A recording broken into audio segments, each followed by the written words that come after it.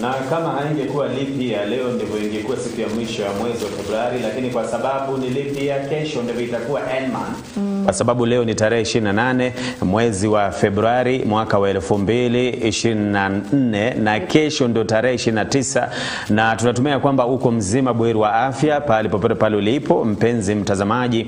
And of course kingine ni kwamba Mwenyezi Mungu amekulinda kama vile ambavyo ametulinda sisi, na tumeweza kukutana tena ama kukongamana tena hapa ndani ya kipindi hiki cha Raushwa, kipindi kizuri, kipindi ambacho ni cha baraka sana, na zaidi ya vile ambavyo ilivyokuwa jana pia na leo mambo yatakuwa ni mazuri kabisa. Leo ikiwa ni siku ya Jumatano, and of course yesterday tulikuwa tumekupea hint ya kwamba leo tutakuwa tunazungumzia masuala ambayo yanaendana na kusikia. So definitely we are talking about your ears, okay? Na we have a guest today ambaye ni mtaalamu wa masuala ya ENT ambaye atakuwa anatusaidia katika kujua masuala ambayo yanaendana na kusikia ama na masikio yako, because I believe ya kwamba mwezi wa March ambao tunaingia tarehe ngapi hiyo? Tarehe moja. Yes, that will be on Friday. Yes. Kutakuwa na siku ya World Hearing Day. World Hearing Day. Na najua kwamba tunaweza kusaidika sana, na kama kuna maswali ambayo utakuwa nayo tunaamini ya kwamba mtazamaji ama mgeni wetu ataweza kukujibu kwa njia iliyo safi kabisa. Otherwise karibu sana, na labda kukupa ratiba tu kwa kifupi. Of course tunatanguliza na the daily updates because we're Kenyan, and because of that we deserve to know what is happening in the country. Baadaye tuingie ndani ya sikio ya leo ambayo ina mafunzo kemkem. Alafu kutoka hapo sasa kutakuwa na ile segment ya afya, na leo tunaangalia umuhimu wa parachichi. Parachichi ni avocado based on kule ambako ulikwenda shule, alright? Umuhimu wa avocado ama avocado, na najua kwamba tuweza kusaidika kwa njia iliyo safi kabisa. And then baadaye ndivyo mgeni wetu atakuwa anajiunga pamoja nasi, alafu sasa tutaweza kujadili na kuulizana maswali, and then kule mwisho kutakuwa na today's inspiration and of course the wonderful songs. Na kama ndivyo unajiunga nasi kwa mara ya kwanza kabisa, unajiuliza akina nani hawa? Kamete is my very good name, and of course my co-presenter will be introducing herself in a short while. Lakini kama una swali lolote ni 0721105105, na pia tuko na 23814, na pia tuko na MBCI TV Facebook page, tuko live pale, na pia tuko na MBCI TV YouTube channel, tuko live pale. Amazing. Karibuni sana. We're going to be having one amazing show today, kwa hivyo do not miss. Also, hiyo mambo ya kusikia World Hearing Day itakuwa on the 1st of March. Itakuwa on Friday, and so we'll be talking about that. Kuna mambo mingi sana nimerealize you don't know about hearing, na kuna mambo mingi yatufanye vizuri. So there's a very high percentage ya watu ambao wako na a certain percentage ya hearing loss, and probably hata hatujui. So we're going to be talking about that, so make sure you don't miss that particular discussion.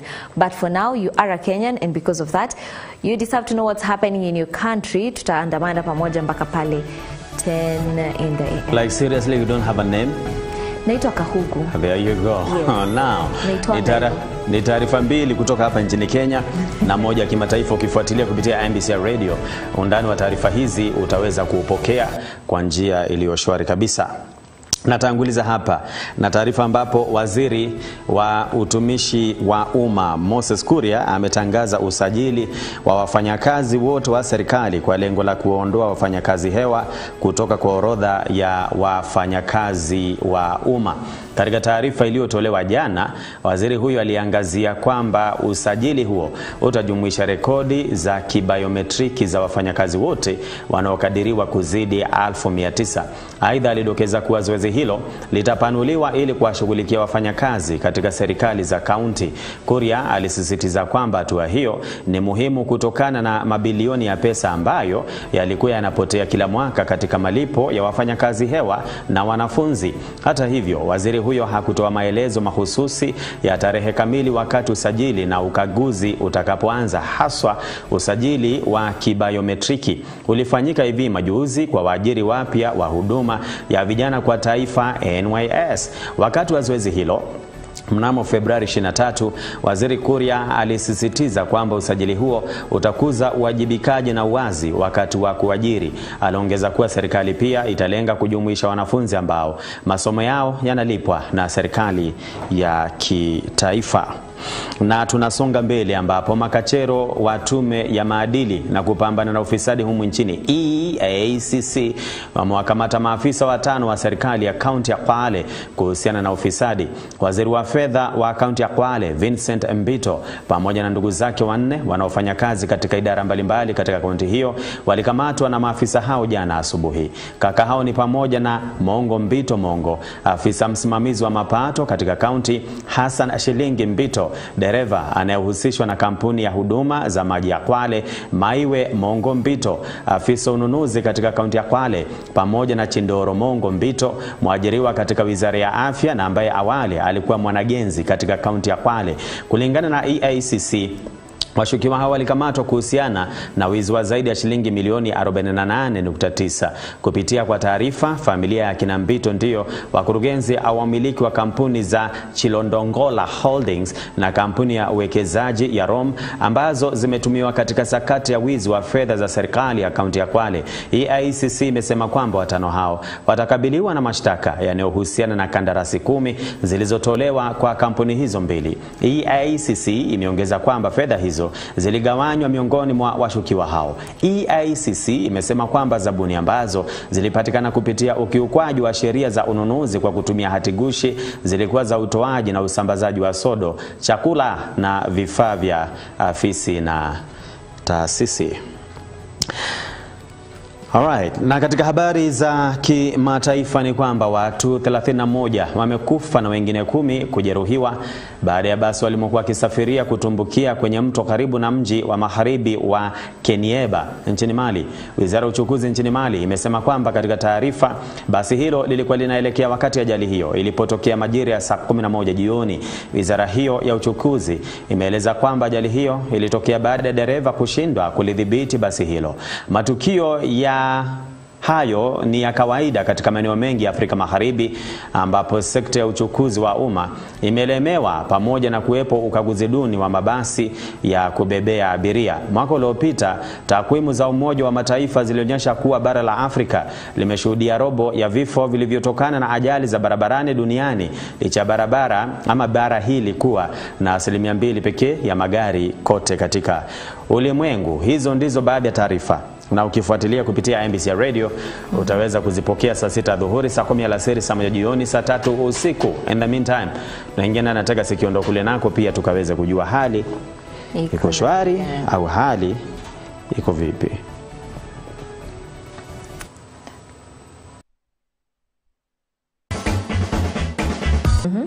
Now, tagasikio ya leo, na hata kabla kukupa hiyo tagasikio ni vizuri ni kujuze na salamu ambazo nilikutana na shabiki wetu mmoja kule mjini. Kuna kitu ambacho najaribu kufanya hapa, sijui unajua nimeona msee amekuja hapa, so sijui imekwendaje. Sasa kuna msee ambaye tuliweza kukutana naye jana pale Kenyatta Avenue. I think aliambia anaitwa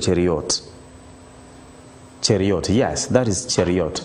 Alisema anatokea kule, ukienda on your way to Salga, kuna that factory ya cement. Is it Simba Cement? I believe so. Yeah. On your left, ukienda Salga, anaishi hapo. Okay. So tulikutana naye jana, akasema ya kwamba unajua nimekuangalia, nikaona ya kwamba hii sura ninaijua, na nikasema ya kwamba sitakupita. Hapo tu Kenyatta Avenue nje ya duka la jumla ambalo sitalitaja because they have not paid. Hapo. Okay. And he was very happy. Akanambia nikikuja hapa ni kusalimie. Akasema say hi to Kahugu. Right. Have you received those greetings? Exactly. And then I met another one, anaitwa Mohammed Aden, who has an incredible testimony. We are planning on how to go about it. Of course, that name tells you. Ya kwamba one day. Yes, so I don't want to go into the details. I remember when we used to have news back in 2016, 2017, there was a time alikuwa featured and one of our colleagues ambaye tulifanya kazi naye, vile ambavyo alifanya transitioning kutoka upande huo na akaja upande mwingine, and let me tell you, he went through, I don't know how even to describe it. So we are really planning and seeing if it's going to be possible. Ndivyo tufanye uhalisia naye. So naye akaniambia nikija hapa salamu nilete. Mesalimika. Alright. Yeah. So unaona watu wafanani, because sasa mimi siko kama wewe ambao ukipewa salamu unazideliver after 1 month and and 6 days. You know? Sasa unajua hizo salamu wakati mwingine umeziweka sana mpaka sasa karibu. Kama ingekuwa ni kama chakula, see now your gaze is good as mine. Nilitumwa Monday nikusalimie. There you go. Na nani? Oh my goodness, anaitwa Mary Waitito. From where? From Bahati, but tulikuwa tunafanya naye Virtuous Woman. She has an amazing story. All right. So yako na watoto watatu, but the firstborn ni adopted. Okay. So what happened? Okay, long story, but aliadapt mtoto, hakuweza kupata mtoto, so akaadapt mtoto. Immediately after ameadapt, akaanza kuwa mgonjwa. Kwenda hosi anaambiwa kona ball. See God. Pregnant. Okay, so alikwambia on Monday, today is Wednesday. But you have really tried. You have really tried. You have really tried. Okay, let's get if you have ever told Rachel kuleta salamu hapa and she hasn't delivered, hujamsikia, raise your hand kwa comment section. We will have a day to roast you squarely in terms of delivering greetings. The point is, I will deliver greetings. So if you know, you have ever told Rachel, akuja hapa asalimiane, and she has not yet delivered, nataka uende hapo kwa comment section, inua tu kamkono hivi. Tutatumia like 10 minutes to roast her squarely. Let me tell you, akona salamu mwenye niko nayo sasa yenye sija deliver. Hopefully. Okay. Can you imagine kama hizo salamu zingekuwa ni dawa kamete? Ungeteseka. Now, acha tuingie ndani ya Tegasikio. Na Tegasikio leo unaona ana raise mikono. Washaanza. Haya. You wait. Mikono ikiriziwa. Acha nione. Tutatumia 10 minutes. Pana wana like. Wewe sema tu hapo. Me I know. If you have ever said hi to Rachel ukamwambia peleka salamu and she has never delivered, you have never had her deliver those salams, please raise your hand. I want us to, to like allocate like 10 minutes. 10 minutes to deal with her perpendicularly. Now. Nikusikia tu wajasikia. Now. Niliwahi fikisha but they weren't watching that day. Raise your hand. Now. Tegasikio. Tuingie ndani ya Tegasikio. You know sometimes I even doubt. Tegasikio. Ulipewa zile njugu. Me sometimes I doubt. I really doubt. What? Because there's a shoot mulienda Kikuyu and I'm really becoming very suspicious. Nilikuwa kitambo yenye tulienda Kikuyu. If you're still keeping the kama uko na hizo nini tu nilete. Acha nione. Wewe tuendelee tu. Yeah. Si nilifikisha za mama Mwasi. Wacha tuingie ndani ya Tegasikio. Si nilifikisha. Now Tegasikio leo is about that was so unfair. Kama so you didn't deliver, like ulipatiwa njugu na ukuleta? Sikupewa. Okay. We didn't even meet. We did. Hi. We did. If you kama ulipatiwa njugu karanga zilizo kwa kizungu, nimesahau jina. Peanuts. If you ever gave Rachel peanuts alete and she hujawahi sikia nikisema alileta, raise your hand. Hata tukupa sana. You know that is so unfair. Wewe kuanzia now and kusonga mbele. You know that is judging tutakuwa tunakumulika sana. That is judging unfair. Every Monday tutakuwa tunasema, if you know the whole of last week umepeana salamu hazijakuwa delivered, raise your hand. Wana raise up nakwambia, haya kuna huyu kutoka Sobukia.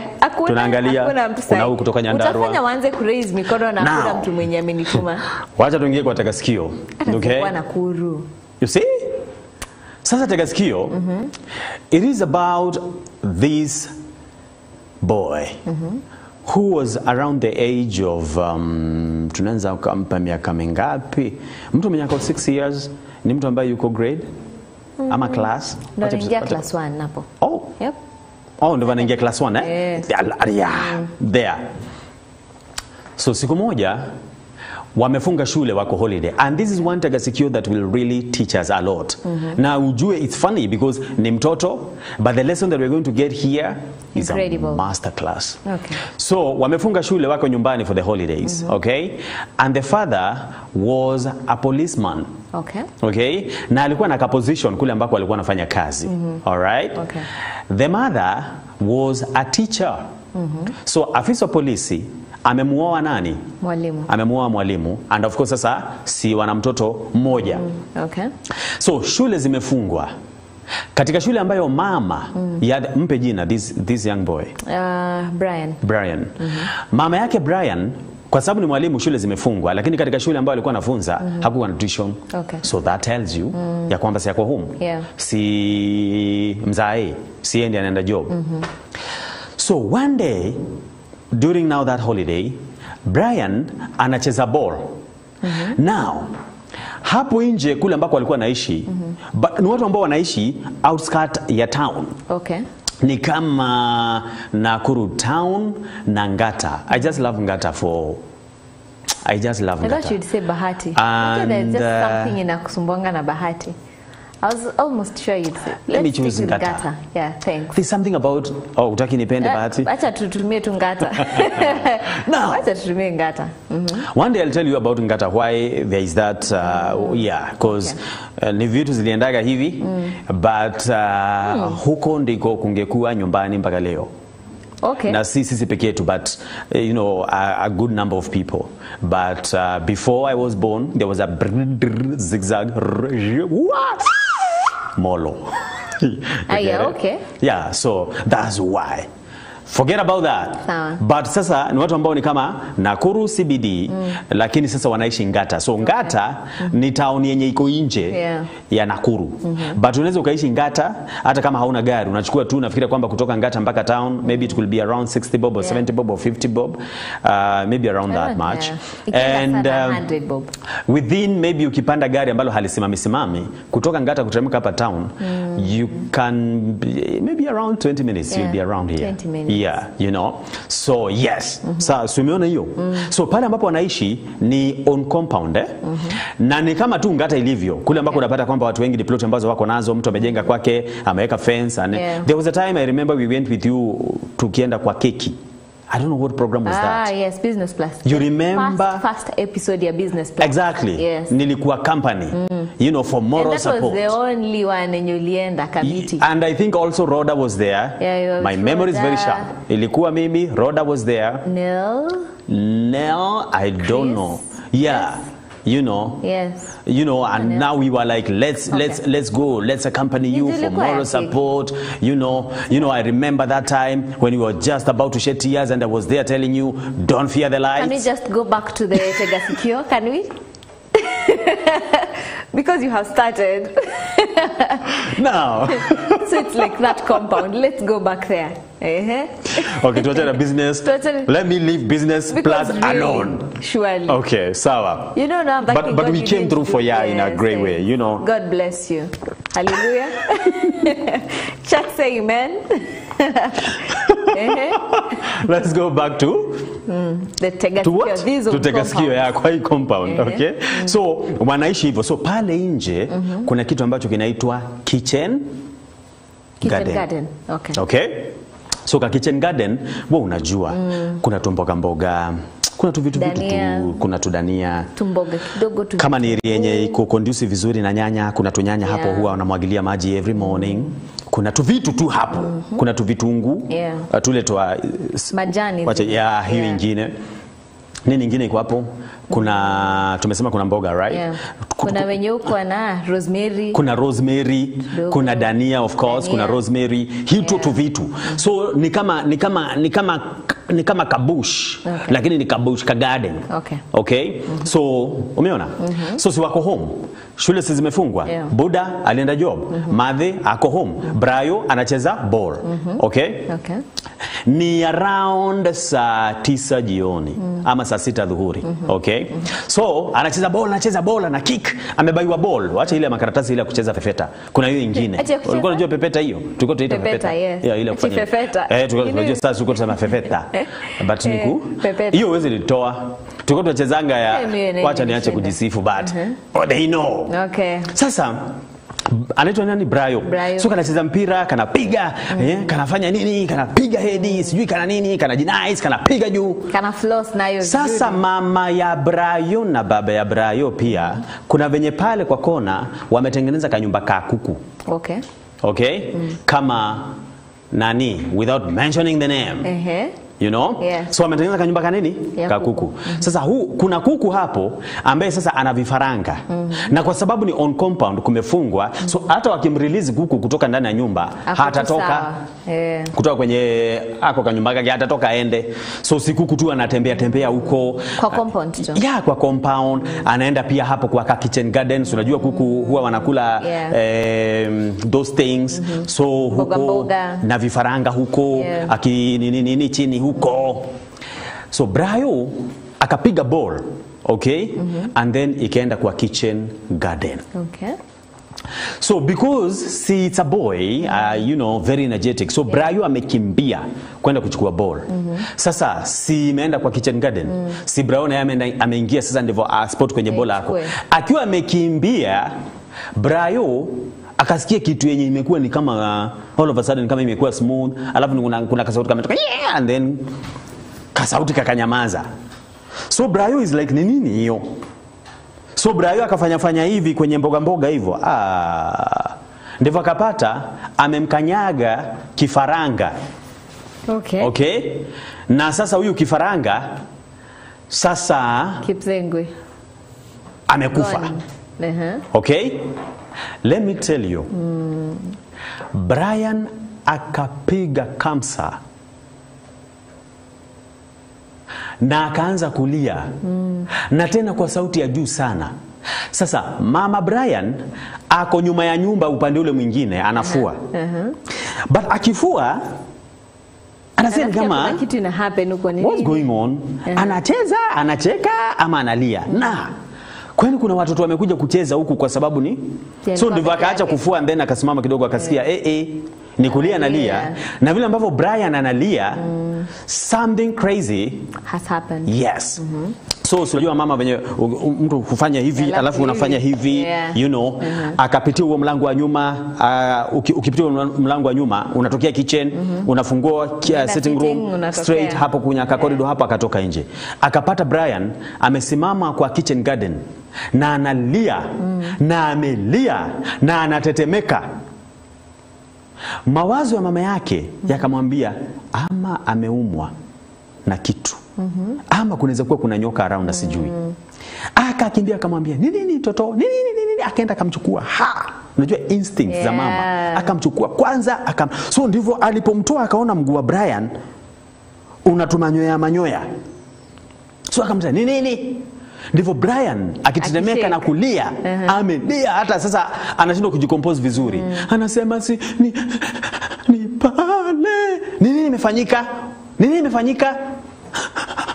So ndivyo akaelezea, nimetupa mpira hapo nikienda kuchukua ni kakanyaga kifaranga.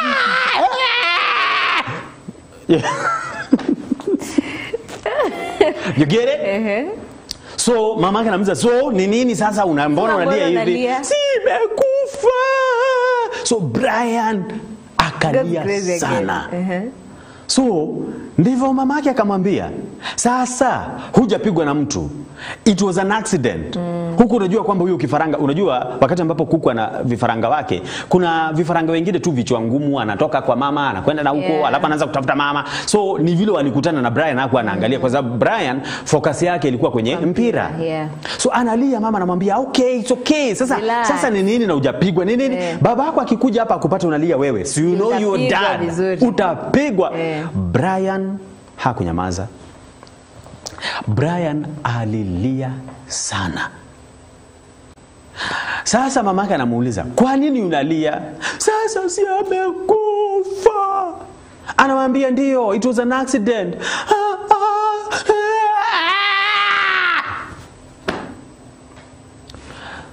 Wakati alikataa kunyamaza, sasa mamake akashindwa, "What am I going to do?" Akamwambia, "Sasa wewe kama hutanyamaza, unajua sijakupiga. Na unajua nilikuwa nafaa kukutandika kwa sababu ya kukimbia bila kuangalia kwenye unakanyaga. Nimekupiga. Unalia nini?" "Ni wewe ulinunua kuku. Vifaranga ni wako." "Shut up." But Brian hakunyamaza. Do you know what the mother did? Akamwambia, "Sasa John nisikiangi, wacha baba yako akuje. Akikupata ukilia, alafu asikie where you are crying. Shauri yako. You know your father." So mama Brian akaona huyu kifaranga sasa jua ashakufa. Hata asimtupe kwa sababu amemaanisha hata nyamaza, atamweka mahali ndipo baba akikuja akiuliza what happened and all that atamuonye. Hata Brian ameacha kucheza. Bado analia tu. Na ameenda amekaa hapo nje. Surely. So analia tu, kifaranga ameua kifaranga. So mama yake akaona nikishinda hapa na huyu sitafanya kazi. Akaacha kama anamwambia shauri yako utakutwa na baba yako. Akaingia na akaenda kufu. Hivyo ndo nafanyanga. Unajua you know. Alafu kuna wakati nafikanga sijui anaona kitu inamdistract, anasawa analia. Anaangalia. Alafu anakumbuka. Anasikia.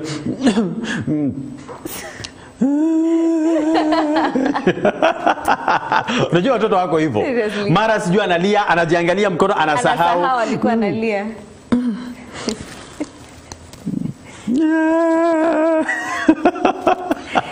So, baba akakuja, ametoka job. Sio ni around 5, you know. So baba kufungua gate akaingia. So anasikia huko. Yaani Brian bado analia. So akaingia na amebeba paper bag. Na alikuwa akikuja na kamzigo, Brian anamkimbilia, baba, daddy, anampatia nini ndivyo you know. So akaona Brian this time round hakuji, lakini anasikia. So ndivyo baba akasikia kwenye sauti inatokea. So ndivyo akachungulia. So akaona tumiguu ndiko tumetokea hivi but you know haonekani pande nyingine cause amekaa na amelili hivi kwa yani amelia mpaka mama yake ataliachana yeye. Mama yake hata ako kitchen na si bora alimwangalia miguu akaona hajaumia na akaona tu sasa huyu baba yake tu ndiye anawezana na so the father came akafika unajua vinyewe za kwa distance akaingia kusema nini wewe bas nini unalialia ni nini hata alishasahau kwani umefanya nini umefanya nini hebu nyamaza kwa sababu tutakosana na wewe saa hii nyamaza ama nitoe mshipi so Brian aka bad tena sijui mbona watoto wanakuwa na hiyo kitu ukilia sana akaanza nini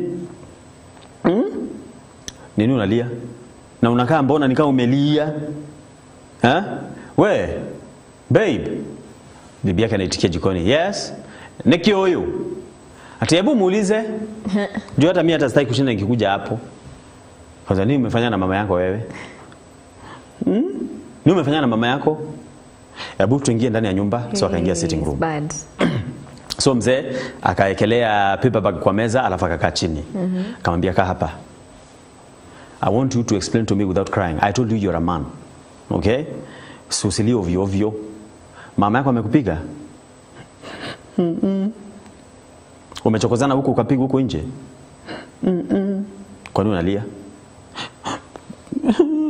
nilikanyanga kifaranga ikakufa what were you doing ulikuwa unafanya nini nilikuwa naenda kuchukua mpira hapo kwa mboga so sikuwa naona so kifaranga yuko wapi sijui kwenye mama alimpeleka so akauliza huyo kifaranga kwa wapi so mama sasa the wife akasema ako hapo nje hapo tu kwa nyumba ya kuku nimemwekelea hapo juu so akamwambia so okay mama yako alikupiga na mbona unalia cause ilikufa ngambia okay kuja haya juu kifaranga amekufa unalia kuja nifuate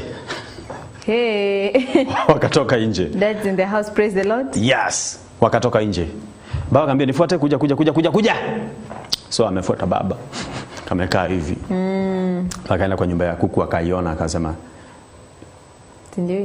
ndio huyu ambia alright enda kwa your bedroom hapo kwa kitanda yako hapo chini hapo chini utaona carton carton kadogo ulete nilikaweka hapo mwenyewe kimbia very fast akakimbia akaenda chini ya mvunguni mwa kitanda akapata kwa carton akaleta ambia alright enda chukua some mchanga weka ndani ya hiyo carton akaweka ndani Ambia sawa, shika the kifaranga, shika. Shika. Si unalia kwa sababu amekufa, shika. Akachukua akamwambia wewe mweke ndani sasa hiyo carton. Akamweka ndani akamwambia now. Hai. Nataka si shule zimefungwa, si you're just around there. Nataka you make sure ya kwamba umemwambia huyo kifaranga pole. Okay? Umwambie pole na utamwambia pole for 3 days. The third day ukimwambia pole atafufuka. Sawa sawa? Yeah. So make sure ukicheza uko na hiyo carton. Okay? Ukienda kulala uko na hiyo carton, and make sure unaambia ukifaranga pole. In 3 days atafufuka. Sawa sawa? Okay. Na nisione ukilia tena. So Brian akatulia because ameona solution. Kama nilifanya blanda na all of a sudden kama kuweka kifaranga ndani ya kato na mchanga alafu ndio namwambia pole atafufuka, then I don't think that is a big deal. Tuko sawa. Kwa sasa yeye anaona akifufuka sasa nitamrudishia mama yao. So Brian akai-accept. So bibi ya huyu anamuuliza surely ni nini unafanyisha mtoto? Surely hiyo si superstition. Kaambia wewe acha, si ulikuwa umeshindwa kumhandle, let me handle him. So ulishindwa na usimnyang'anya hiyo carton. Sasa it's between me and him. Sasa si wewe hamkusikizana mpaka nikakuja nimepata analia. Unaona analia tena. So I'm there. So wewe unyamaze, kazi yako ni kuona. Sawa sawa? Okay. So Brian anakaa pole the first day, the second day, the third day. Brayo aliamka very early in the morning. Very excited. Akakimbia kwa bedroom ya wazazi. Akagonga kwenye mlango. Akasema daddy. So baba akaamka. Nini? Mr. Kikaton. Mr. Kikaton. Mbona? So babake akasema, wewe, kwa nini?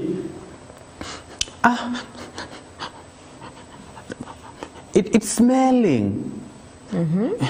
It's really smelling. Inanuka vibaya, mimi sitaki. So baba ako bedroom hata afungue mlango amza. Na umeangalia ndani? Akamwambia haya, fungua uchungulie ndani. Ujiulize why is it smelling? Fungua. Hata baba afungue mlango. So Brian ndivyo kufungua akapata yule kifaranga ndani, hata ameanza kuoza. And Brian was like, daddy staki carton. Akamwambia alright, okay, sawa. Enda uweke hapo nje alafu rudi ukuje. Ndivyo ni jitayarisha nikuje tukutane hapo sitting room. So Brian akashika ile carton na juu sasa amesikia harufu wakati ambapo amefukua sasa harufu. It's even worse. Yes. So akashika pua na ile carton. Hata haishiki hivi. Sasa ni hivi. You know, hata anaenda akigongesha kwa fridge. Akitafuta mlango. Akatoka nje. Akaweka na huko na akarudi kwa nyumba. Akaenda kwa mfereji. Brian akaenda kwa mfereji akanawa mikono. Mpaka anafanya hivi kwa mfereji pua. You know? And then akakuja mpaka anajiangalia. Mpaka anaingia anasema nitoe hizi nguo. Anamwambia hivi, want to change? Now the father anamwambia hivi, want to change? Tell your mother. Mom, nitoe hizi nguo, you know. Na nasikia kazi na anuka hiyo kitu, you know. And the mother was like, baba akamsignal ya kwamba yes. So wakaenda bedroom, Brian aka change, you know, akakuja sasa ame relax. Sasa he's even smiling. So babake akamwangalia, akamwambia now kila kitu saa hii unafeel aje? I'm okay. Akamwambia alright, nifuate. Wakaenda kwa bedroom. The father akachukua ka cologne kalikuwa hapo, akamwambia fanya mikono yako hivi, kafanya akamwambia now how do you like hands how uko aje? Wakarudi sitting room. Waliporudi sitting room, so amekaa hapo chini. Ndivyo sasa baba. So mama Brian tu ana observe kwa sababu si mzee alimwambia it's between them and the son. So amekaa hapo hivyo chini. Ndivyo sasa they are having now their breakfast, yo. So ndivyo baba Brian akamwambia, do you know why nilikuwa kuambia wewe unabeba huyo kifaranga for those 3 days, na wewe unamwambia pole. Do you know why? Si ulikuwa umesema atafufuka, na badala ya kufufuka ana smell. So hata Brian hajui ni kuoza, yeye anajua tu ni harufu. Exactly. So akamwambia, now I wanted to teach you a very good lesson. Na sasa hapa ndipo tunajifunza sisi. I wanted to teach you a very good lesson, a lesson that is called forgiving yourself. Okay. Kamwambia, now I know katika umri wako huenda ukaipata, labda it's a bit tricky, but wacha nikwambie kitu. Daddy. Sasa unajua ukiambia mtoto daddy, sasa amekufungulia sana, sikiza. Kaambia, unajua huyo kifaranga huku mkanyaga ukitaka. Ni vile ambavyo kuwa makini and your focus was on the ball. Okay? Na ulikuwa unakimbia. I am sure kama ulikuwa umemwona huyo kifaranga akiwa kwa your path, najua either ungeruka ama ungechange umuondoke, ama hata unge slow down, ama hata ungesimama, ama hata ungeinama umchukue umuondoe. Si ndio? But huku unamuona. So it was purely an accident. Okay? Huku unataka kabisa. And even God knows. Because wewe focus yako ilikuwa kwa mpira, so ukamkanyaga. And you cried a lot. You really cried. Wishing ya kwamba yule kifaranga anaweza akarudi uhai. And now what happened is, Brian, you refused to forgive yourself. So even when your mother alikuwa anajaribu kukuambia, si kuku ni mimi ndio nilinunua, vifaranga ni wetu, mimi mwenyewe sijakuchapa, why are you crying? Si nimekwambia it's okay. So Brian, ulikuwa umekataa kujisamehea. That is why ulikuwa una feel a lot of guilt. And you cried and cried and cried and cried. And now the damage had already been done. So Brian, I am sure kama serikali ingekuwa imenituma kazi mbali na niwe siku around, najua mpaka leo bado ungekuwa nafuja ukilia.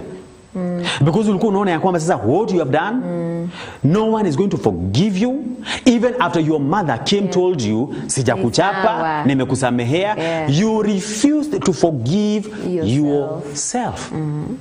So I had to make you realize that when you don't forgive yourself, okay, na sasa unatembea ukiwa umebeba huo mzigo wa kutojisamehe, within a very short time, huo mzigo, it will destroy you slowly by slowly. True. So whatever I did, sikukwambia uzungumze eti na kifaranga because mimi ni mganga ama nini. No. Nilikuwa nataka ujue ya kwamba there are some situations ambazo huku unataka kabisa, and God knows. Okay? And for sure you have realized ya kwamba you have done a mistake. Na mpaka wale ambao wako hapo wameona kabisa huko unataka. Na kila mtu amekwambia, yo Rachel, we understand. It was a mistake. And hakuna mtu wako na issue. But wewe Rachel, unaamua ya kwamba you are not going to forgive yourself. Now, you are carrying unforgiveness against you. How bad? Not against committee or order or whoever is in this room, this gentleman. Unabeba kutokusamehe dhidi yako wewe mwenyewe. With time, huko kutojisamehe kunaanza kunuka. With time, hapo ndipo unaanza kupata msongo wa mawazo. Mtu anakuangalia na kuambia, why is it all of a sudden after that incident are you sick? No, I'm okay. But you know what I did? Mtu anakuambia, we know. It was by mistake. Tunajua kabisa. We know, everyone knows. Even the manager knows. Actually, even the director has been informed. Na hali understand. But wewe bado unajipanish. Umekataa. Mpaka kumeombwa, mpaka umewekelewa mikono kanisani na mtumishi wa Mungu. Amesema Mungu msamehe kwa sababu wewe ni baba wa upendo. Na tunajua kwamba alichokifanya hakufanya kwa kukusudia. Lakini wewe at the back of your mind unakataa kabisa kujisamehe. Unakuwa kama Brian. So watu wanashindwa. Huyu na kila kitu iliongelelewa na ikasemekana everything is okay. Why is it ya kwamba kila siku ameanza kuonekana anadhoofika. Kila siku furaha imemuondokea. Yeah. Every day amefika mahali huogi. Umefika mahali umeanza hata nguo ufui. Yeah. Umefika mahali kazi uendi. Umefika mahali unajifungia tu ndani ya nyumba. Unafika mahali sasa hata vile ambavyo ulikuwa unatafuta watu, marafiki, sasa watafuti. Inafika mahali unasikia, guys, you know what? He or she committed suicide. Ama inafika mahali unasikia, guys, you know what? Alifukuza bibi. Guys, you know what? Alihepa. Ameacha bibi na watoto. Ama ameacha mume na watoto. Guys, you know what? Ali-resign. Guys, you know what? Ali-backslide. And people are just like, what happened? It's because even after being forgiven, wewe mwenyewe, you have refused to forgive yourself. Now, this is what happens. The moment you have refused totally to forgive yourself, the enemy, the devil, takes advantage of it. Na anaanza kukuambia, you have not been forgiven by them and by God either. We did uhalisia 2 weeks ago of that man of God from Muranga. Ambaye alifanya crazy things and he got born again. Along the way the enemy came. Akawhisper kwake akamwambia, your sins have not been forgiven. That is when that man of God from Muranga, he fell into depression. Within a very short time, ikakuwa worse. Akapelekwa a hospital within Muranga. Madaktari wa hospitali ya Muranga wakasema kwamba hatuwezani na huyu, kesi yake iko juu. Huyo chua Nairobi, Mathare. What? And let me tell you, I think amekuwa akienda in and out of Mathare for, I think alisema ni miaka 7. Na mpaka tunavyoongea na wewe hapa, thank God ya kwamba alirealize ya kwamba it was a lie from the devil. But even as we speak here today, bado anameza dawa. Because the enemy came akamwambia, you have not been forgiven. So naye akabeba na kaona yenyewe kama nilifanya hivi ni kama sijasamehewa. Now my question is to you, to myself and these camera guys here and the director and our dear viewer, everyone, what is this that you did? God has forgiven you. Whoever you wronged has forgiven you, but you have refused totally to forgive yourself. Umekataa kujisamehea. Mpaka umeokoka, mpaka ukakiri, lakini at the back of your mind ulikataa kujisamehea. That is why unajiuliza, huwa tunaambiwa kwamba ukiokoka hiyo mizigo yote inaondoka, lakini bado unahisi kuna mzigo umebeba. Unajiuliza, I have given my life to Christ. I have confessed my sins. Why is it that I'm still feeling so heavy? It is because you have refused to forgive yourself, and now the enemy is taking advantage. And every single minute anakukuambia ya kwamba you have not been forgiven. Please forgive yourself before that unforgiveness ianza kunuka. Kwa sababu ikianza kunuka, you'll start getting into situations that you won't like. That's the Tagaski for today. Wow. For there is therefore no condemnation for those who are in Christ Jesus. Usikae hapo kijikondem wewe mwenyewe, as long as God has forgiven you and you are sure that he has forgiven you, please be free. Free yourself. Sawa sawa, that's a very very very deep Tagaski. Yesu akikuweka huru anakuweka huru kabisa. Kabisa. Mbona unafungua mlango, adui anakuja kukuambia kwamba what you did hakuna, it is beyond salvation. Mbona unataka shetani akuaminisha kwamba damu ya Yesu haina nguvu? Na wewe unaichukua na unaiamini, and then unaanza sasa kuanza kusema, na by the way I did so wrong. Watu wanaambia Bwana asifiwe, nikuweka mno, because deep down mpaka umeanza kuamini hujaokoka. Deep down umeanza kujua kwamba you have a direct ticket to hell. And let me tell you, become what you believe. If you continue entertaining that thought, you will go to hell. So you'd rather tell the enemy, whatever happened, happened. And I have accepted Jesus. Hata nimeseek for forgiveness kutoka kwa wale ambao walinikosea na wakasema kwamba they don't have an issue with me. It was a mistake. It is known. So, Kamete, I forgive myself. Wow, that's a deep tegasikio today. Please think about it, really think about it, and send us your feedback katika nambari zetu 0721105105, 23814, or MBCI TV Facebook page on the comment section. Also on YouTube, on MBCI TV official YouTube page on the comment section. Forgive yourself. Forgive yourself. God has already forgiven you. You are forgiven. There is therefore no condemnation. So forgive yourself. Sawa. We're going for the health tip about umuhimu wa avocado ama avocado. And then the doctor is together with us. Okay. So tutarudi pamoja naye, tutapitia tu some of the feedback and then we get to the topic of discussion. There you go. Usiende mbali.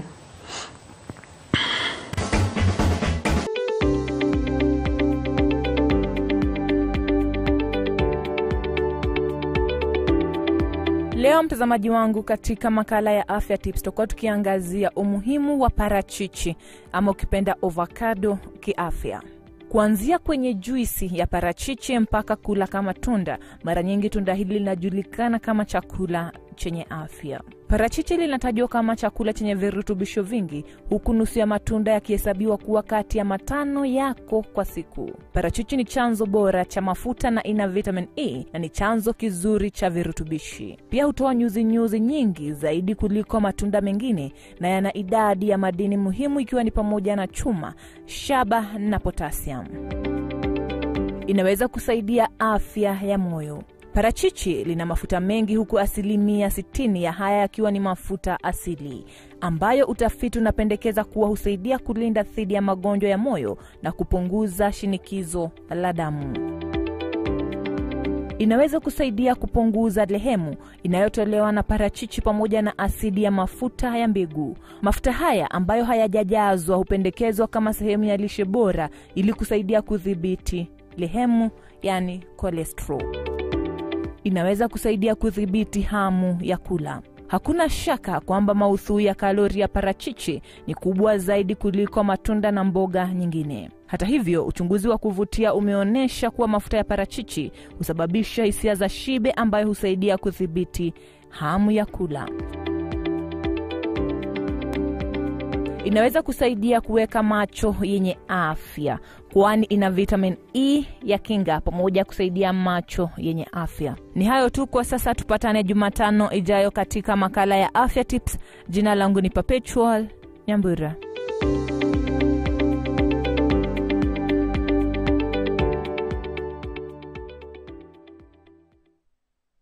Experience a journey of spiritual elevation and immerse yourself in the most uplifting worship moments.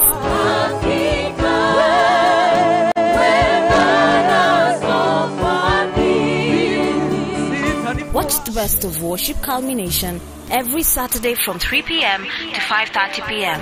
It's an awe-inspiring event featuring anointed worshippers and going beyond the studio to connect with young souls eager to embrace the divine presence in educational institutions. Get ready to elevate your spirit and embrace the true essence of worship with Maria Omondi and her incredible team of worshippers.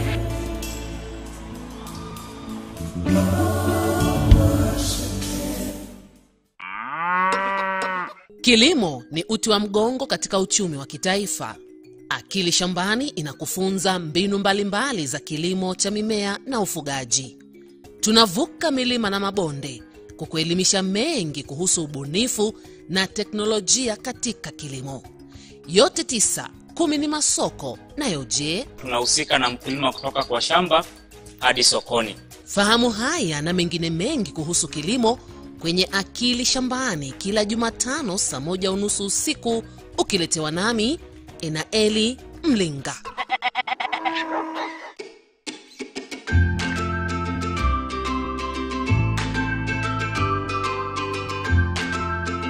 Hi there, my name is Perpetual Nyambura and I love cooking. We all love art and we all love good food. Yeah, ukiwa na passion ya upishi. Yes. Hii inasaidia sana. Kwa sababu kuna watu hupika just for the sake. Mulowe to introduces you to creativity in meal, preparation. Don't miss a fresh episode of Mlo Wetu. Kila Alhamisi 7:30 to 8 p.m. Marudio yake iko hapa, that is Friday from 2:30 p.m. to 3:30 p.m. only on MBCI TV.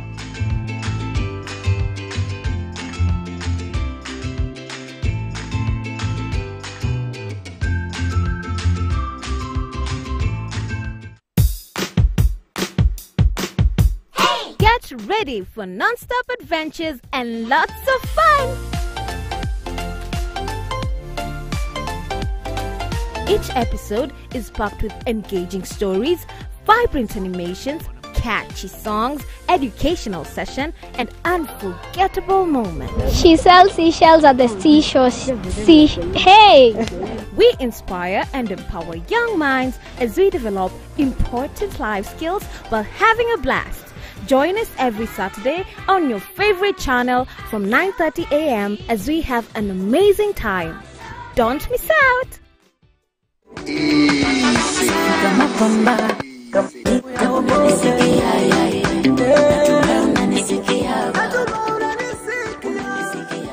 This is MBCI TV, MBCI Radio, kitu ambacho kinabadilisha maisha by the grace of God. Amen. And the show on air is SNS and is saved and sound. That was my ultimate plan. Yeah, Jesse haja decide bado atatuambia next week. Swimming is very random. When was the last time uliguza maji? Yeah.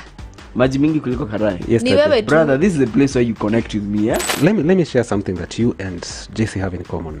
As in that is now that one. Now yeah. that one. So responsibilities will change whereby sasa wewe una chip in kwa Christmas as in you have to be part of that budget. Natoa gapi? Tunafaa kula nyama ya toshana siji na hii ngumi. Okay.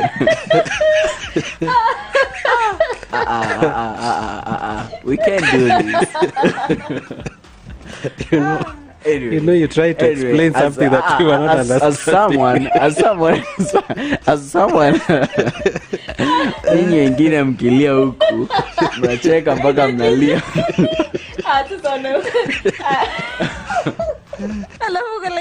I'm not doing that.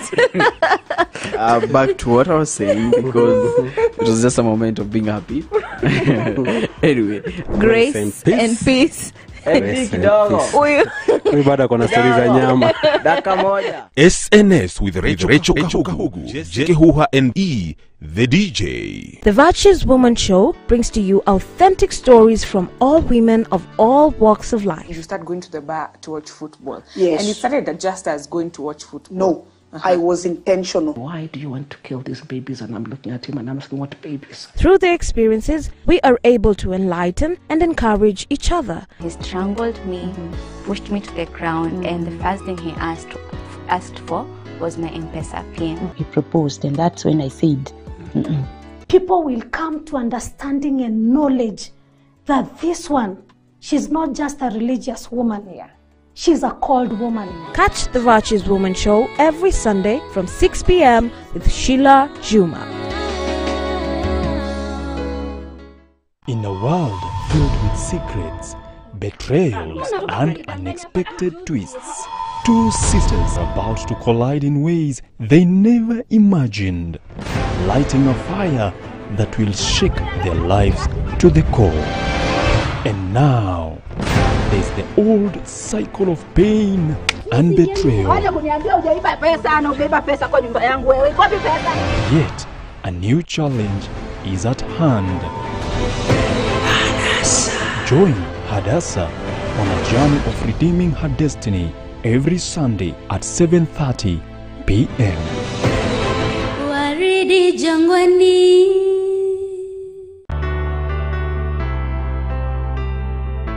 Marriage is not a mark of completeness, nor is singlehood a mark of incompleteness. Most people look forward to married life, but when is the right time to start a relationship? The two shall become one, isn't it? A man should not do this, a woman should not do this, I would say, unless it is a function. These others can be negotiated. Marriages are meant for us to enjoy and not endure one another.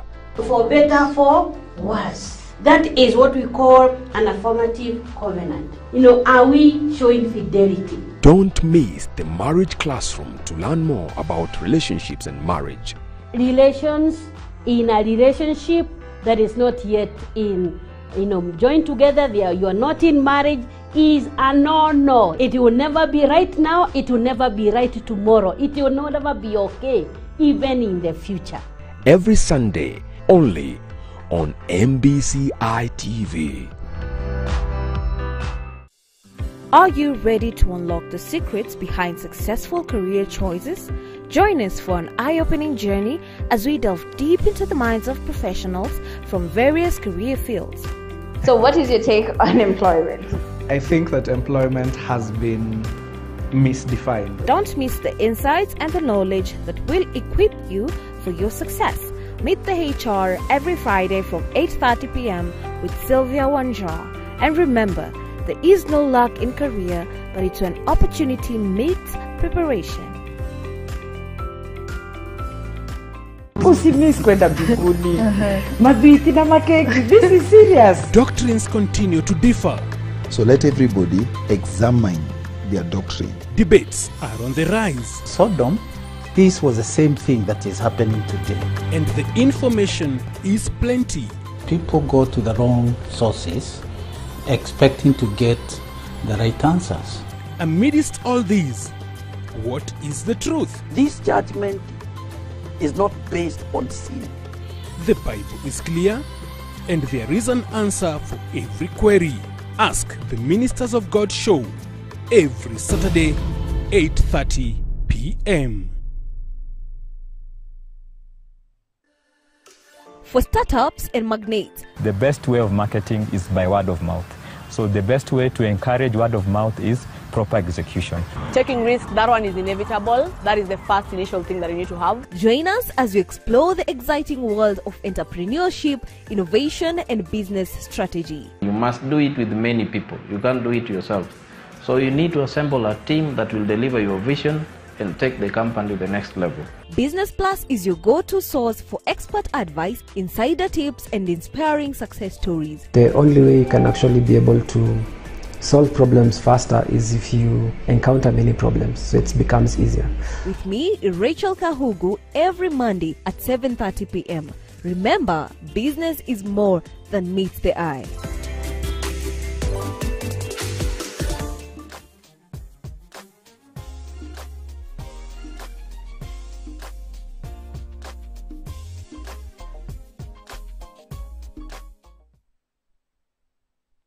Exactly, na tumerejea baada ya kuonyesha baadhi ya vipindi vingine ambavyo tunavipeperusha hapa, na baada ya kusikiliza tegasikio hiyo ambayo kila mmoja unafaa kujiuliza, je, ndio walikusamehe, Mungu alikusamehe, but have you forgiven yourself?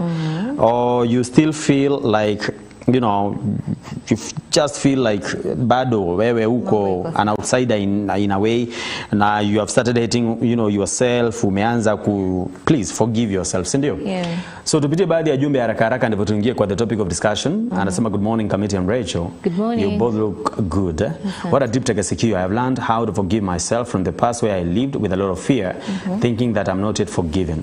Thank you so much for sharing. God bless you. J. Freda Kamau kutoka Keno. Asante. Kule Muranga. God bless you. Anasema, good morning Team Raushwa. Good morning. A very good tegasikio. It's true. We must accept to forgive ourselves. Kutojisamehe ni kama surely. Haieleweki. Inaeleweka, but okay. Maybe ni example. Kutojisamehe ni kama kuthrow up, alafu I think unayakanyaga, unayakalia hayo matapiko. All right. Clean it and move on. Anasema morning. Good example. Okay. I'm locked na hiyo story inanibamba sana. And we still insist ya kwamba when you are sending us your text, tuambie wewe ni nani na kule ambako unakotoka. Tutarudia hiyo sheria. Hata mwaka hujaenda sana by the way. And then we see how it goes. Anasema #tegasikio. Sema thank you Kahugu and Committee for this amazing tegasikio. Anasema I have learned to always forgive myself. There you go. Asante. Committee and Rachel, I really love your tegasikios. Asante. Asante, God bless you. Anatusikiza kutoka Nakuru Nursing Home. Anasema getting you loud and clear. #forgive yourself. Anaitwa Ann. kutoka Nakuru Nursing. Asante Ann. Hello. Anaitwa Kahugu, K-A-H-U-G-U, Kahugu, si Kauku. I'm Dominic from Sioye Bay, Ziwa. Niko ndani ya show. Asante sana. Endelea from your side. Ati? Endelea from your side. Anasema hashtag tega sikio. That is true. Nimeishi katika huo mtego sana. There is something that I did by mistake. Na it can cost my job. Na nimeishi kuona kana kwamba sijajisamehe. Na tangu wakati huo hata sijaweza pata nguvu ya kwenda kutafuta kazi mahali kwingine. But my mom has really been talking to me. Hata aliita mchungaji anaongeleshe. Na nikatafutiwa mpaka a psychologist. Na saa hii ndivyo nina heal. I thank God for that tega-sikio. Let me not lie to you. That was meant for me 100%. Allow me not to mention my name. Okay. Sawa. Forgive yourself. Yeah. Because you're forgiven. Si bora uliambiwa hata kama you lost your job. Si ndio? So forgive yourself. Tuko na Edwin kutoka Kitale anasema hashtag forgiving yourself. There is no condemnation in those who are in Christ Jesus. Asante Rachel and Kamiti. God bless you. Asante. God bless you as well. There you go. Kuna mwingine hapa ambaye anasema okay, hashtag tega sikio. Sijui nianze wapi. There was a time nilikuwa nisimamie harusi ya a friend of mine. Na ilipofika Friday jioni akaniambia nimkimbize mahali na nimdrive. On our way there, I just don't know what happened. The car rolled. And he died. And I didn't. So hata hajaendelea. Wewe nitakupigia simu.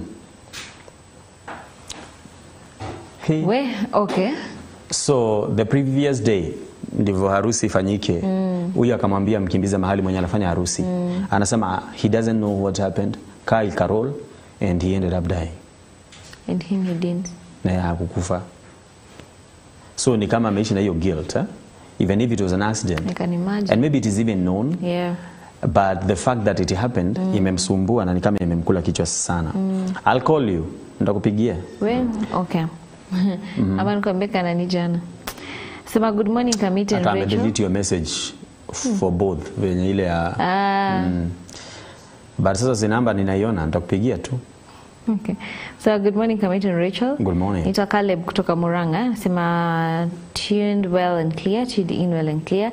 I have learned a great lesson. I love you all. Yeah. Asante. We love you as well. Let me funga na huyu because of time. Good morning Team Raushwa, powerful. Guilt is the worst prison you can jail yourself. The freedom from it is only by forgiving yourself. Blessed day. Brayuru kutoka Nats. Asante sana Brayuru. Yeah. Kutoka Nakuru. God bless you. Now, tuingie kwa the discussion that we are having today. We had told you about it jana na tuliwaambia pia tukianza that on the 1st of March, that is this Friday, we are having the World Hearing Day.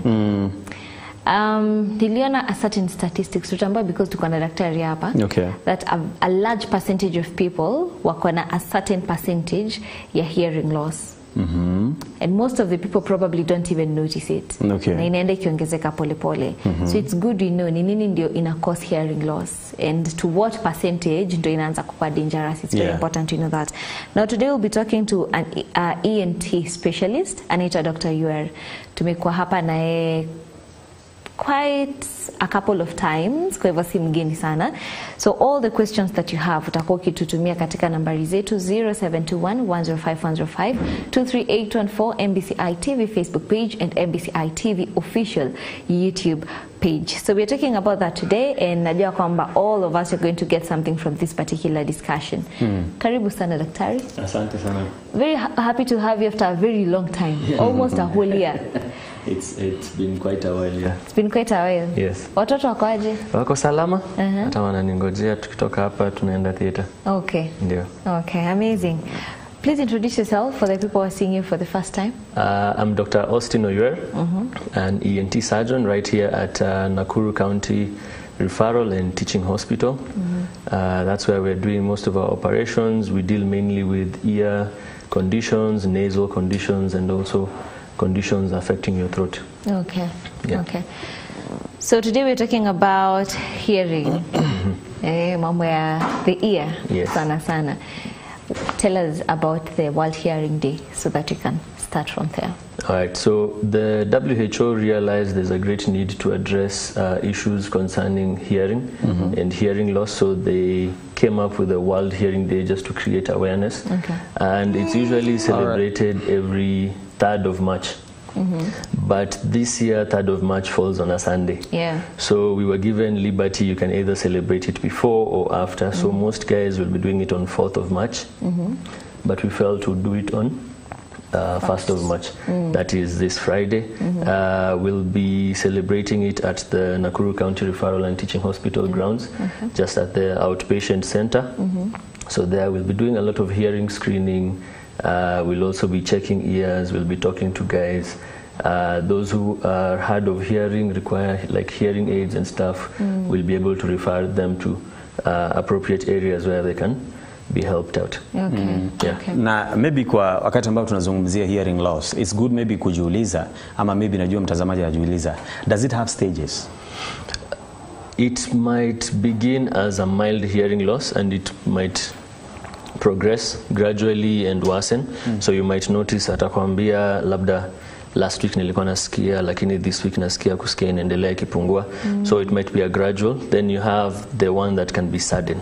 So there's the one that is like sudden sensory neural hearing loss. Probably someone was exposed to a loud sound, or probably they had an infection and then all of a sudden their hearing has gone down completely and they're unable to hear. So it can happen in different ways, not really having stages, but there's a way it's usually classified, can be either mild, moderate, moderately severe, and even profound hearing loss are those who can barely hear anything. Even if you shout, they can't really hear anything, and they might actually benefit more from using sign language or writing things down so that they can understand what you're saying.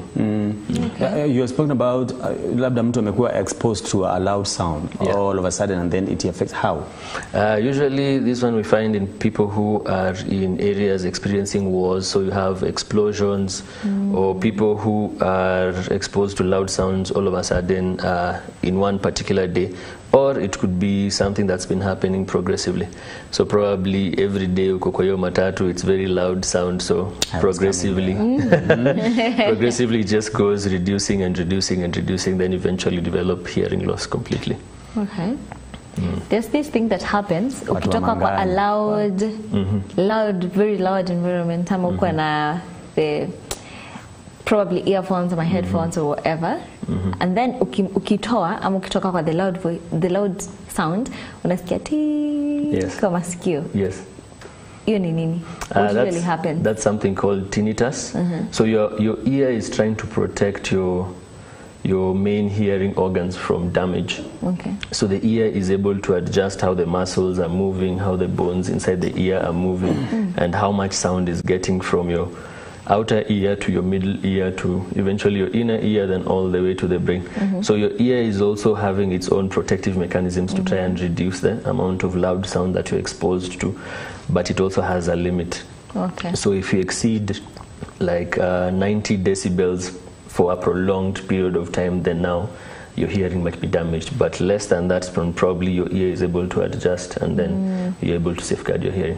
So 90 decibels are sounds like the sound like if you were to stand like right next to an aircraft, that's almost 120 decibels. So if you were to stand right there for prolonged periods of time, then you might lose your hearing. Okay. Yeah. So that is why those guys when you're kwa airport sometimes you see them wearing those things. So they have to put on the headphones to just protect their ears from the loud sounds. Okay. Yes. So which means ukifeel tinnitus. Yes. When you feel the tinnitus, it means that umeanza kwenda extreme. Yes. So your ear is telling you overdo.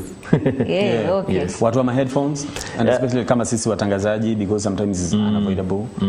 At least most mobile phone companies introduced there's this warning that comes on the phone when you're putting too much loud volume. So it tells you, yeah, and it tells you loud sounds might damage your hearing. So that's a good step also. But then just creating that sensitization, that's why we're having the World Hearing Day, so that even if you're exposed to the loud sounds, probably give your ears a rest, because it's prolonged exposure to loud sounds over a period of time. Yeah. Kuna age fulani yenye hearing loss inakuanga more ama inaweza affect any age at any time. There's actually a myth where people think hearing loss only occurs in people who are old, but it can actually happen. Yeah, can actually happen to people who are actually much younger, especially because of exposure to loud sounds and also ear infections. Most of these ear infections, you'll have patients have pus coming from their ears, and that's actually a reason to be concerned and a reason to prompt you to visit a hospital facility where you have an ENT specialist as soon as possible. Why? Because as soon as you're having pus, it means you have infection in your ear. And these ear infections can be quite detrimental. Some infections can go all the way to the brain. It can spread towards the inner ear. Usually starts from the middle ear, then it can spread to the inner ear, it can spread to the brain, can spread to the deeper spaces in the neck, and then you have things like abscesses or collections of pus in these areas, which can be quite detrimental. Okay. Okay. So what causes that infection? The infections are mostly due to either you had an upper respiratory tract infection, so you have this tube that connects the back of your nose to your middle ear. It's called the eustachian tube. So you'll notice, like, if you, for example, go on a flight, when it's taking off, then you feel like your ears are blocked. So that's the eustachian tube. So its main function is to balance the pressures, your atmospheric pressure and your middle ear pressure. So when it's not functioning well, then your ears are still blocked, but when you yawn, you kind of like open up the tube, the pressure balances, and you're fine. So infections can go up through this tube all the way to the middle ear. Some people have practices like how they clean their ears, so they're using matchsticks, they're using kifuniko biro, so you're causing trauma to your ear canal, and sometimes even to the eardrum, so you're giving space for bacteria and other viruses to get into the ear. And sometimes it's just because of maybe an infection that wasn't treated quite well. So you had an infection that went up through the eustachian tube. It was there, it was a mild infection, but since it wasn't addressed well, it now becomes a more serious infection, and then now you have the ear infection, and you have now even completely complications like pus coming out from your ear, infections in the brain like meningitis, brain abscesses, hearing loss, facial nerve might become paralyzed, and the likes. It can be that bad? Yes. Wow, okay. Okay. And now that you've mentioned about how we clean our ears, how are we supposed to do it if it's not with that yeah, so there's that everyone feels nice when they're putting something in their ear and feeling, but we totally advise against that, because the ear is a self-cleansing organ. So the ear produces wax near the eardrum, and it's able to be carried by the skin cells all the way to the outwards. So as it's carried outward, it's carrying all the dirt and everything towards the outer part of the ear. So the only thing you need to do is clean the outer part of the ear. Cotton buds, we highly advise against it, because when you use cotton buds, you're pushing wax back into the ear. So the wax that had come and it had collected all the dirt, all the dust, and probably insects that were trying to get into your ear have been brought to the outside, but when you use a cotton bud, you end up pushing it back inside. So we only advise, probably use just your face towel on your finger and just clean the outer part as far as your finger can go. Hapa peke yake. So your face towel on your finger, and you're just cleaning that part, and that's usually enough. So niache kuingiza vitu huko ndani? Yes. What about these people? Sometimes maybe mtu amekaa hivi, I am able to see that thing, and I'm feeling like anamwambia usifanye hivi. Like, does it mean kwamba yeye huwa hafikishi ikiwa yenye ile inaonekana mtu anaweza toa? Yes, we can remove it, but we advise nothing should be put inside the ear. Sasa na iko pale na inaonekana, what do I use? You can just wipe it. Just wipe it. Piece of tissue paper, if you can roll it into like a long piece and just clean that. We just need to clean the outer part only. We don't need to put anything inside. Because wax is still essential because it's still trapping dust and trapping insects and everything. But now most people, when they see that, they say, this person seems happy. Yeah. Yes, there is that, but wax is also important. No, there are people who produce excess Yes. of the wax. Is it okay, or is it something that should be treated? It's an issue, especially if it's causing ear blockage. Then we'd have to do the manual cleaning ourselves. We either use a suction machine, or we have instruments that we're actually able to use, and they're safe, and they're blunt instruments that we can use safely without harming the ear canal or damaging the skin of the ear canal, because that skin is very important. It's the skin that helps the wax to move all the way to the outside. So any damage on it affects that mechanism of moving the wax towards the outside. So it's an issue if it's causing ear blockage and it's causing hearing loss. But if they just do the cleaning regularly the way we say it, after you're showering, then you just clean the outer part just with your finger and your face towel, and you clean the outer part, then you should be good to go. Yeah. Okay. When we were being brought up kitambo, when we had an issue with the ear, wazazi wetu walikuwa wanatuweka mafuta ya kuku. Is it supposed to be done that way? That's actually, I don't know. That's actually another myth that we need to actually debunk, because this is causing people to put in various types of liquids in their ears. So people are presenting with really bad ear infections, and we're not understanding what was really going on until they actually open up and tell you, nilieka mafuta ya kuku, ama nilieka mafuta ya taa. Some will put paraffin inside, some will put, others will put, I think the worst we've seen is someone who tried putting brake fluid because they thought something had gone in, and that can be quite corrosive also. So we need to really clear all these myths and debunk all of them, and actually remind guys, if you're having an ear infection or you're having a discharge, that's a reason for you to visit a hospital, especially where you have an ENT specialist. Yes. So I shouldn't be my own specialist at home using all manner of things. Yes, that's why we are sensitizing that nothing should be put inside the ear. Okay. Yeah. And is there a way you can know you're having an infection, but haujaanza kuwa na symptoms? Probably you're not having the pus or something. So is there a way you can know you're having an infection way before it becomes very significant? Yeah. So as people have infections, especially for children, they might have a fever. So the child will be irritable, they have a fever. And then mostly for children, since especially those ones who can't speak, since they can't speak, you'll find them they're either pulling on the ear or they're tugging on the ear. Or if you touch near their ear, they're very irritable and they're sensitive. So if you dare touch near the ear, you can see them almost pulling away. So it tells you this is a sign, this might be an ear infection. Yes, in the worst case scenarios, you'll have pus coming out of your ear. In adults, of course, they'll voice the complaint of pain. They'll probably talk about hearing loss, so the hearing has reduced on that side. Then they might still have the fever, or they'll also tell you they had history of a flu, probably 2-3 days back, or they're coughing, such the likes, yes. And can it affect one ear and not affect the other? Yes, sometimes they just have infection in one ear and the other one is perfectly fine. For most of the people? But most, especially those who develop ear infections post exposure to upper respiratory tract infections, might have it bilaterally, so both sides. But those who have history of trauma, probably they put inside something inside the ear, or something went into the ear and it wasn't removed properly, or the methods of cleaning their ears, so probably they damaged the canal and infection developed, so they might have it on one side. Now, kuna wale wengine, you wake up in the morning and one of your ear iko tu in a block. You try to do like this, it's not working. You know, now you are having problems talking to people, you are shouting at them. So inafika mahali mpaka unasikia mtu anakuambia ati uweke tu maji ukae hivi, and then after some time you do like this. What causes that in the morning especially? So it's mostly because of the eustachian tube that we had mentioned. So it's supposed to help balance the pressures, atmospheric pressure and your middle ear pressure.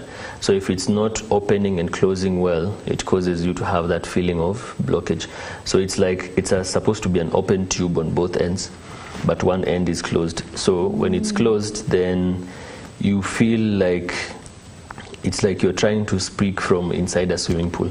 Yeah. So it's like you're inside water and you're trying to hear, you can't really hear properly. Yeah. But once you yawn, it should help to open up the tube. So there are simple things. You can try yawning. Yawning many times might help open up the tube. You can try chewing gum, because that motion, there are muscles that help to open up the tube.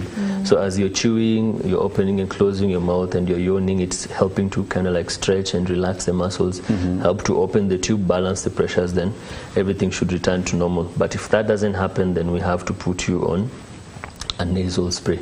Nasal spray is usually steroids that can help to improve the function of the tube, the opening and the closing part, and that should also help balance the pressures. Like what now says that one, what do I, that nasal what?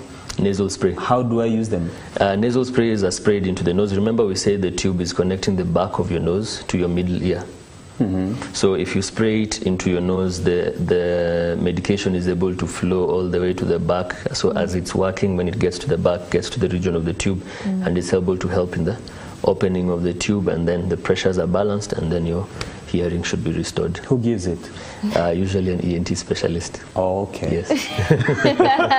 Hiyo imekuwa 2 minutes consultation. Lipa. You have to pay for that. Okay. Now, we're also having people who are complaining about hearing loss. Yes. But complain for 1 week hawako sawa, then it goes back to normal. Yes. So for a week unasikia na hii siki imekuwa ikisumbua. And then after like 2 days, they're not complaining again. Yes. So what happens with that? So most of the people we've seen experiencing that either had wax impaction. So the wax was there, it was quite thick wax, and for some reason it was able to kind of like drain a bit. So when it drained, it left a space. So air and sound is still able to get into the ear, to the eardrum. But then again, after a while, the wax will accumulate again and plug that space. So that's when they usually come. Then of course, then also as we've mentioned, eustachian tube dysfunction. So probably they had that blockage of the tube, so they have been yawning a lot, they've been chewing food, chewing gum, and then eventually the tube opened, and it opened up and the pressures were balanced, and the hearing returned. Okay. Yeah. What about for older people? What happens? Because I have seen, several of them. The more wanazeeka, the more wanaenda wakipoteza. Why? Yeah. So your body also has natural wear and tear. So even the cells in the inner ear that are supposed to be receptor cells for the sounds and everything, they also undergo wear and tear. So they also age over time. So their function continues decreasing over time. But it depends. Different people have different times at which their hearing reduces. So you might find someone is 90 years old, but they still have perfect hearing. We did a study one time, and we found some people who are in the older population actually still had better hearing than guys who are in the younger population. Probably because they are protecting their ears better, they were not exposed to loud sounds, never had infections in the ears and the likes. Then there's the other issue of wax impaction. Mostly in the older population, many of them will come with wax impaction. So they've had wax build up for so many years. Probably they've been using cotton buds, so every time you use a cotton bud, you're pushing back the wax that had collected all the dust, and because when wax is produced, it's a bit liquid. So as it's coming, it's collecting dust, becomes more semi-solid, then solid, then becomes like a hard cake, especially in areas where you're having so much dust and you're not cleaning your ears as we are recommending. So every time you're cleaning your ears with cotton buds, you're pushing back the wax that are already formed almost a solid phase. So you're pushing it back, so it's building up over the years, it's building up, probably it left some space, so you're still able to hear. But then as it builds up, so it forms a thick layer, so your hearing continues reducing over time. So by the time we're removing the wax, if it was this initially, by the time we're removing it, it's probably that thick.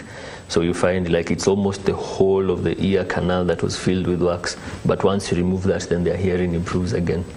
And they're usually very grateful. What? You know, I've noticed when you're talking about something, you feel like you have a problem. Yes. So I'm almost trying to listen to myself. Yes, exactly. And you see, the same way you go for a health checkup. So you're checking your blood, you're checking your liver health, you're checking your kidney health. It's the same way we're also telling guys, just come in, let us check your ears.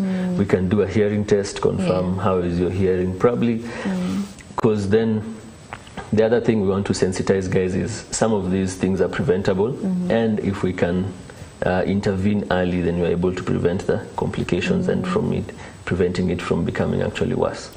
Yes. The checkup should be once a year? Yeah, you can come in once a year. We just have a look inside. We check with our otoscope. If there's wax that we feel needs to be removed, we can remove it at that point. And then we can do a hearing test. Or you can even do a hearing test yourself at home. The WHO developed the Hear WHO app. It's available on the App Store for free.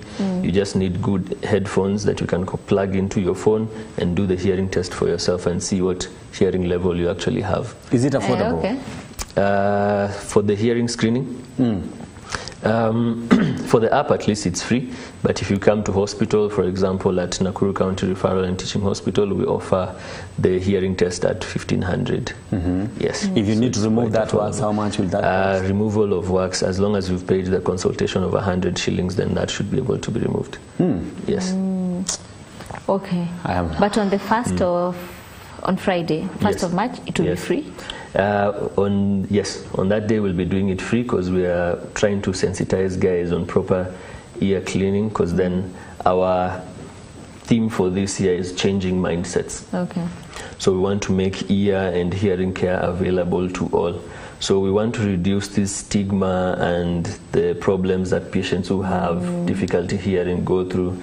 Most people are afraid to even put on their hearing aids because they fear being seen by people that they're putting on hearing aids. Some are having a past discharge, but they're unable to come because they fear probably guys in the matatu will notice they're having past draining from their ears. Others are fearing to come probably because of cultural and social beliefs that probably kuna mtu amemwangalia vibaya, so now they need to deal with that first. But we want to sensitize them that they should come. Let's have a look, let's see what we can do. And if we're not able to do something at our level, then probably we'll refer you to a higher level where something can be done. Yeah. Let's talk a little bit about the hearing aids. How does it work, and at what point do you need the hearing aids? Yeah, so before we prescribe for you a hearing aid, we have to do the hearing test. So we'll check what level of hearing you have. So patients might just have a mild hearing loss, probably they'll do without a hearing aid, but a patient who has moderate to moderately severe might need a hearing aid. So usually what the hearing aid does, there are different types. So there are types that you will put into the ear or just behind the ear. It will hang behind the ear. So there's that type. Then there are types that you can actually put inside the ear. No one will know that you're wearing a hearing aid. Then there are those that are really advanced, that have Wi-Fi connectivity, Bluetooth connectivity. You're able to make calls. You're able to answer calls. The device is able to even monitor your health. So it's able to monitor your heart rate is going too high, your heart rate is too low, so it can send an alarm. There are those that are designed that can even probably call emergency services. They're able to tell an ambulance nearby that this person is having an issue, you need to attend to him. And it can actually pinpoint the location where you are. So there are different types of hearing aids, from the basic ones to the really advanced ones. Of course, now price increases as you move towards the advanced ones. So the way they work is probably you have hearing loss in your left ear, and your right ear is the better one. So what we can do is fit a hearing aid. It's called a cross hearing aid. So it's fit on your left ear, but it collects sounds that are coming from your left side, and it transmits the sounds to your right ear. So your right ear is also able to pick up sounds that are coming from your left side. Because you'll notice if someone has hearing loss on the left, and you're approaching them from the left, or you're speaking from the left, they might not hear you. But if you have something that can pick up the sounds from the left side, send it to the right side, and they're able to get that, okay, something is happening. I'm not seeing it on my right, it must be from my left. So it's able to give them hearing kind of like on both sides. Then they're basically, hearing aids almost work like a microphone. So you have the receiver, you have the transducer, you have the amplifier, and then so like a microphone and speaker setup. So you have what receives, it's able to transduce, it's able to amplify it and send it to the inner ear, and then it's transmitted from the inner ear via nerves to the brain. Then your brain is able to recognize this is speech, this is a sound, this is music, this is noise, and interpret it well. Okay. I know that we have a few seconds before we go break. Yeah. Okay. I hear that we have like 10 minutes more. Okay. I wanted to ask you, now those hearing aids, the moment you put them there, do they not affect the flow of the wax and all that, or how do they operate? Or ama atakuwa anatoa akirudisha? Yeah, so you don't really need your hearing aids when you're sleeping. So when you're sleeping, you might place them on the side, because then they also accumulate a lot of moisture and everything. So you have to clean the hearing aid also, because it might be blocked by the same wax. So you'll clean your ears the way we've recommended, then you also clean your hearing aids the way we've recommended. So it's something that you'll need probably during the day. But once you're at home, probably when you're now going to sleep, you can set it aside, sleep. Then when you wake up in the morning, put it back on. You can decide, especially for patients who have it on both sides, you can probably sleep with one side on, then let the other ear rest. Then you wake up in the morning, remove the one that was on the other ear, then use the other one on the other ear for the rest of the day, probably half of the day. Then now put in both, depending on how bad your hearing is. How does someone get used to it? Like, does someone feel there's something inside the ear, or how does so the different types of hearing aids all have different types of fittings, different types of inconveniences and stuff. So it just depends on what you feel is comfortable for you. Okay. So most might have just the hearing aid that hangs on the back of the ear. Yes, I've seen that. And then just goes in kidogo. So it has a piece that's looking like almost like the insert earphones. So that's the part that's going in, and it has that rubber insulator, so it's quite comfortable. Then you have those that have just the piece only, and it's able to fit right into the ear canal. Then we have other devices that are called implantable hearing aids. So these ones like cochlear implants. So that one is actually put under the skin, and then there's a part that goes into the ear from the bone behind your ear, and is able to go all the way into your cochlea, where it usually collects the sound. So that one, yes, that one is usually put in surgically, especially for children who have profound hearing loss, and we really want them to hear. So before 2 years, we have done the surgery, and they're able to at least have some hearing before they're going to school. How sustainable? Can it be done to an adult? Can be done, especially to adults who had hearing before. And then it has started reducing, yes, possible. But we prefer doing it in children who have been born probably with hearing loss, so that at least they have some hearing, because also if you can't hear, then you can't speak. So we want them to be able to hear as early as possible. And then the brain has something called neuroplasticity. So the brain is able to adapt quite fast. So the earlier you introduce them to sounds, the earlier the brain is able to realize there is something that is being said, or there are sounds, there's this word being said, and the child is also able to kind of like learn speech and learn language at that point. All right. Okay. Wow. So how sustainable is that? Ukiweka akiwa probably 1.5 years, atakana for life? Yes, yes. And there have been quite successful surgeries. This surgery is possible in Kenya. It's being done. And probably before the end of this year, we might have 2 or 3 being done locally here in Nakuru. We are teaming up with some international donors who will be able to give the hearing, the cochlear implants, and they'll be able to be inserted in the patients for free. The implants usually cost from 1 million to about 1.5 million. So if you have someone who's able to deliver it and give it for free, then we have the surgeons who will be trained in doing this, who will be coming on board to also do it, because it's a bit of a specialized procedure. And so they'll be coming in, they'll be doing them. I think so far we already have 2 children who are candidates for that, and we'll be screening more throughout the year. So probably by August we'll have a number. So they'll be able to donate a certain number of the cochlear implants, and they'll be able to be done right here in Nakuru. Yes. Wow. We are having so many questions coming in. Now we have like 7 minutes, right? We have like 7 minutes, so we probably can go through some of them. Anasema, hi, mimi nasikia sauti ndani ya sikio, side ya left. Shida iko wapi? Yeah, so the same sound, it's called tinnitus. So different types of tinnitus. There's a ringing tinnitus, there's a roaring tinnitus.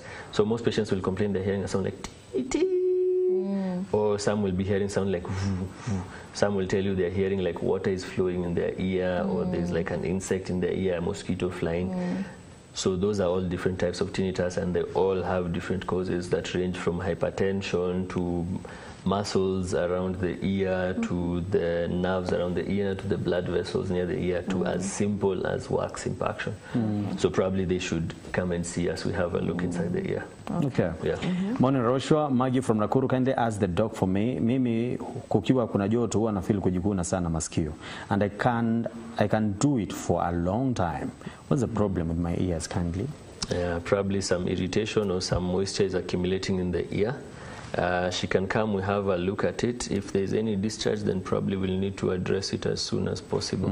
Yeah. Okay. Nasema, good morning. Good morning.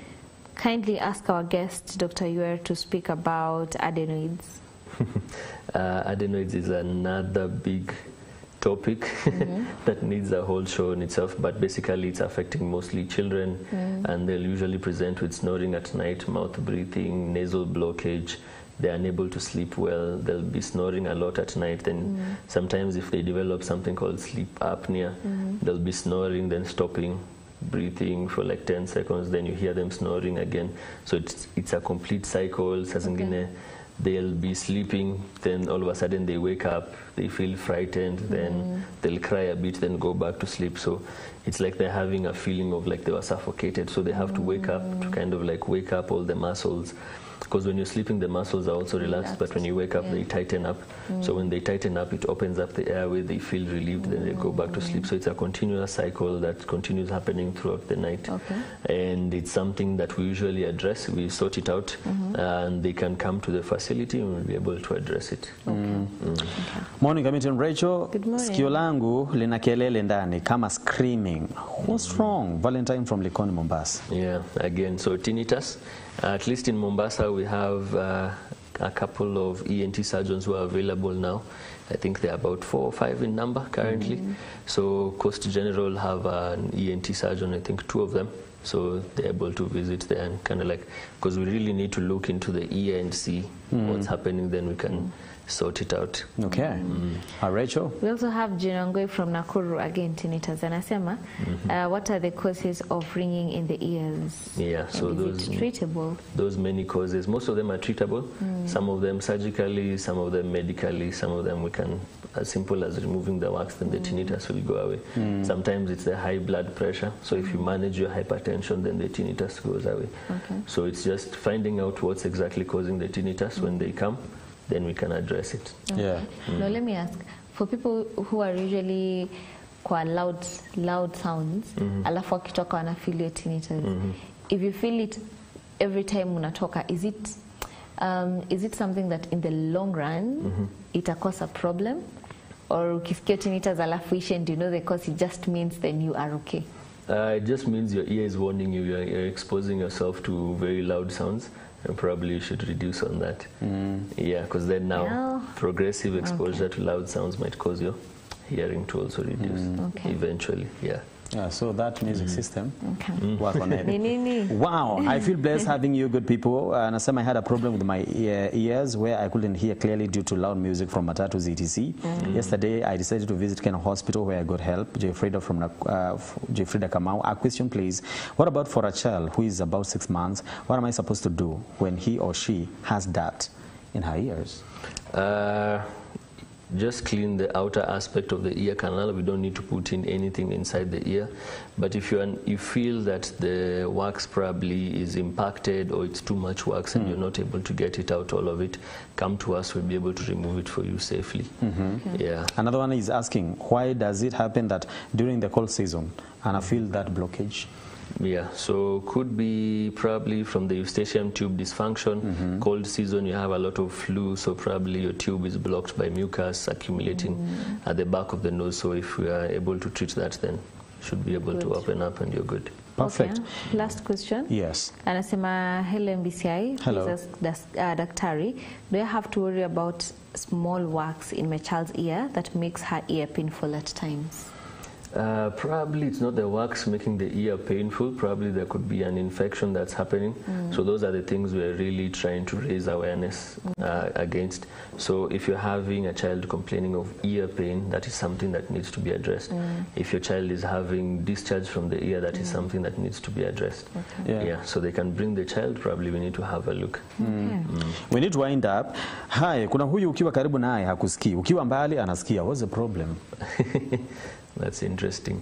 Probably when you're farther away from them, you're using a louder voice. So so they probably have hearing loss to the lower frequencies. So if you're speaking, because this is the normal speech frequency around 50 to 300 hertz, that's the normal hearing frequency. But then some people, because of hearing loss, they can hear better at the higher frequencies. So probably when they move further away, they are shouting, so they're able to hear properly. Or probably has hearing loss on one side, and if you move further away, probably the other ear is now able to pick up the sound that is coming in. Okay. Yeah. We are not going to, we need to wrap it up. Will you be in Nairobi or it's only in Nakuru? Someone else is asking. So there's World Hearing Day is being celebrated all around the world. There's a team that is in Nairobi and they'll be celebrating it on Monday from Afya House at the Ministry of Health. So they'll be there at the parking area. All right. They'll be doing the same thing, hearing screening, sensitization. They'll be doing checking the ears, they'll be doing health talks, so they'll be able to access all these services right in Nairobi. Your parting shot? We need to change mindsets. There's a lot of stigma, especially in patients who are having hearing loss, patients who are using hearing aids. So we need to change our mindsets. As much as we go for health checkups, let's also check on our ears. Yeah. Yeah. Thank you. Thank you very much. We do appreciate you coming to be with us today. And probably we'll be in a position to invite you some other time. Ndivyo yale maswali ambayo hayajaulizwa hapa ama yameulizwa tu kuweza kuyajibu, tutaweza kuyajibu wakati huo. Thank you. Amazing. So that has been it. We've been having Dr. Yuer talking about the World Hearing Day. Now tutakuwa tunaenda for a very short break and then we'll be coming right back. Kama unataka kuangaliwa, unaweza kumpata pale PGH? Yes. Atha? What center? We have the outpatient department.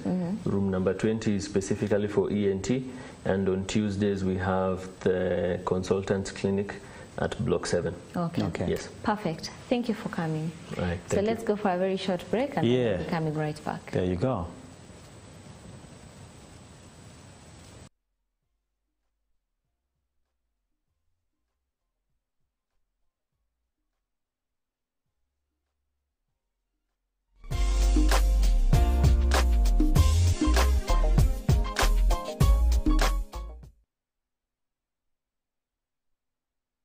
The Complete Bible. MBCI Television, transforming lives.